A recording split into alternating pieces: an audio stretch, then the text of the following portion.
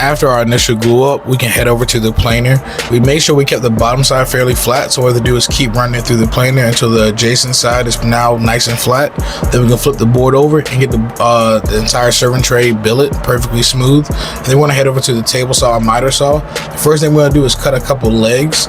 These legs are actually meant to allow the serving tray to lip up and over the arms of the recliner, but also if you're sitting on a sofa, where the serving tray wouldn't be wider than, you can actually tuck it down into the little creases in between the cushions, and the tray will still sit up and over your lap. It's kind of the intention of this, so it works for the sofa or his recliner specifically.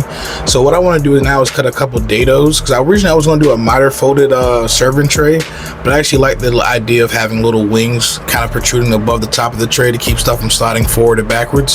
So we're actually going to do a set of dados, and dados will be a little bit stronger than just doing a miter. However, add like a spline or something like that to reinforce it, and that's not quite what we're going to do.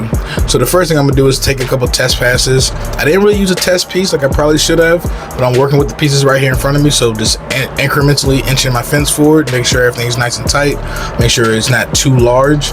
And then we're gonna kind of, once we have that dialed in, the last thing I want to do is actually add a piece of walnut on the inside of this, just to get my because right now my material is probably about 5/8, maybe 9/16 thick. I want to give myself just a little bit more of a ledge, because I can only do probably about a 1/4 inch dado on this piece, so I like to have a little bit more of a ledge for my top shelf to sit on. So by milling down some walnut, I have some scraps that I can actually add to the inside of it, gives it more place for it to rest, and it looks nice.